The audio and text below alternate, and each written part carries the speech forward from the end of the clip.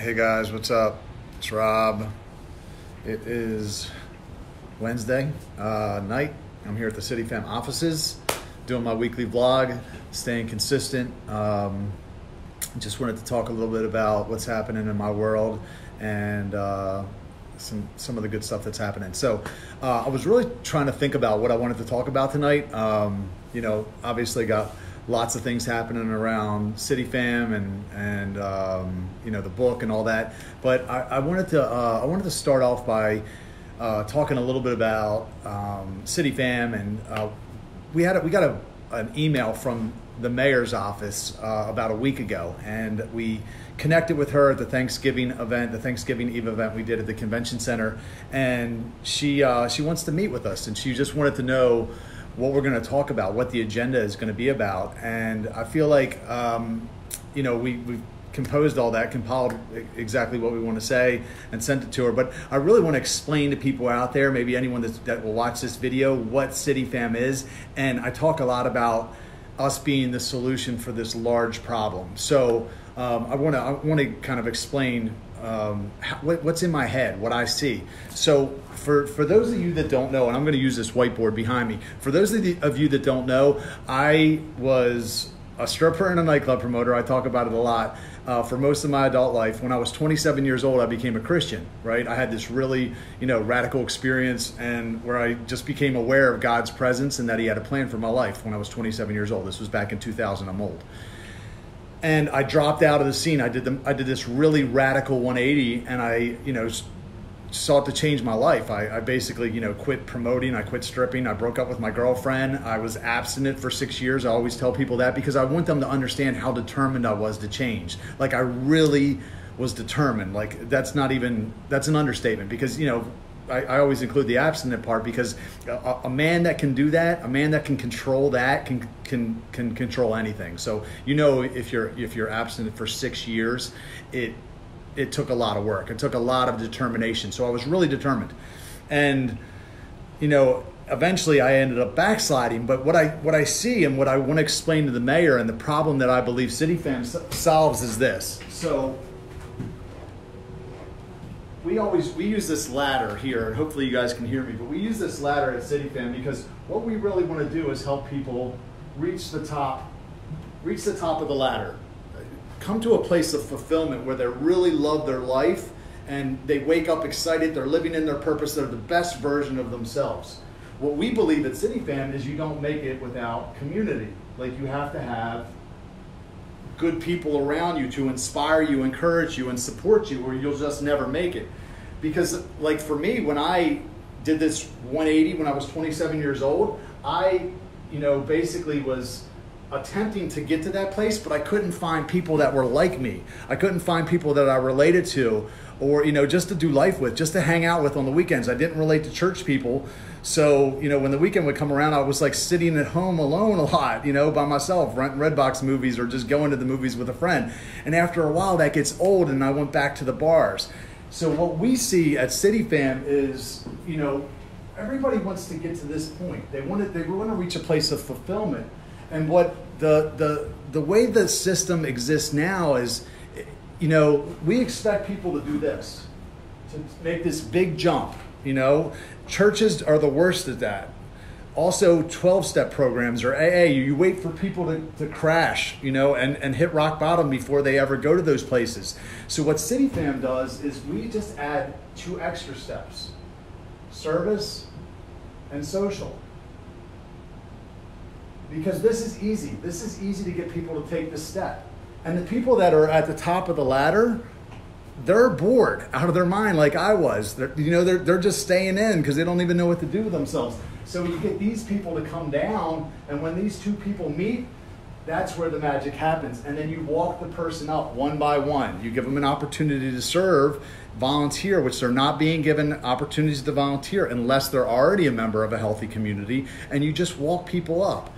And one by one, you pull people up. So that's basically what City Fam is. That's really our model, and that's how we operate. It's taking the people that are at the top, many of whom don't, they're sitting at home, especially if they're single, they're sitting at home by themselves, or some people, that I believe that are at the bottom of the ladder, they're just kind of stuck because maybe they want change, but they're like, well, what's the alternative? You know, like, what am I supposed to do with myself on the weekends? So what we want to do is we want to meet with the mayor and say, look, we have the solution. You know, we want to help scale. We want you to help us scale this thing, and you know that's it. So anyway, I don't know if that made sense to you. That was kind of a bad job describing it on my part. I usually do a better job than that, but for the sake of time, I wanted to keep it a little bit short. So wish us luck. Pray for us.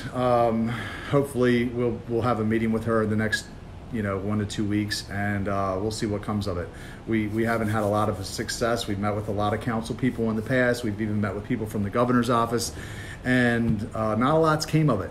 So we'll see. But we are making tremendous strides here, even without the help from the powers that be. We're have people reaching out from all over the country, even all over the world. People traveling in. Our retreat is actually this weekend. We have people coming from New York, California, Texas. We have somebody coming from London for our retreat. It's amazing. And so the word's getting out there. But I really want to partner up with people like the city, because they need something. And I don't think that they even really know what to do, especially with this opioid epidemic, because,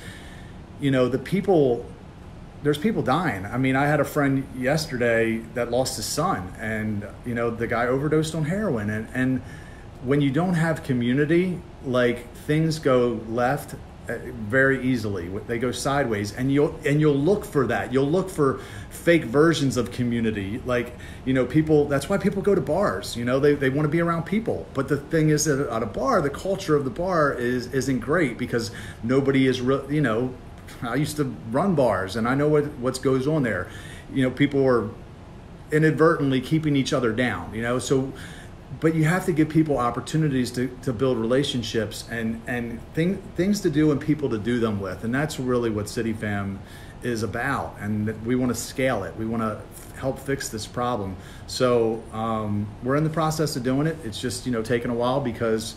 Mostly because of resources, but also because we've been figuring out what it is. Like, we didn't have all the pieces when we started this, but we'll see. Wish us luck, say a prayer for us. I'll keep you guys posted. So what else is going on? I hit 1 million views on YouTube yesterday. That was pretty exciting.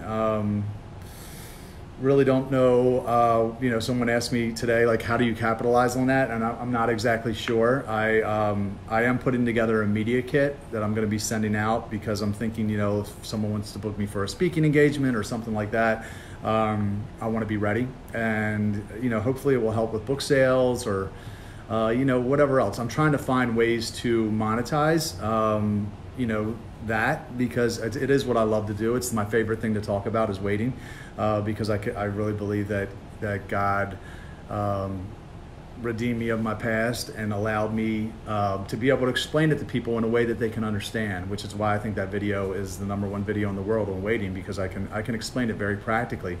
So I'm trying to figure out ways to monetize it, and I'm hoping that one day I can turn my passion into my livelihood completely, because I still do have a couple marketing clients that I have to keep in order to pay the bills, but I'm working on it. So, yeah. Third, the fast. I'm on a Daniel fast right now. It's coming to an end tomorrow night,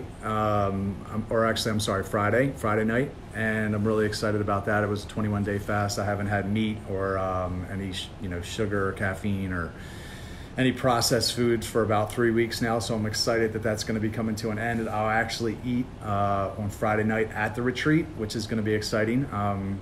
And speaking of the retreat, we have about 40 people coming. It's in Pennsylvania. I'm picking up Stefan Labossiere from the airport Friday. I'm really pumped about that. He's a great guy and someone I've been able to cultivate a relationship with over the past few months. And just excited for the people that are going to the retreat, because I know what we have planned. I know what people are in store for, and some of them have probably never been to something like this. And I really just want to do for the people that are attending what Lori did for me 7 years ago when I started meeting with her, which is she helped me get really clear about what my purpose was, and then she helped me believe in myself enough that I jumped and I went after it.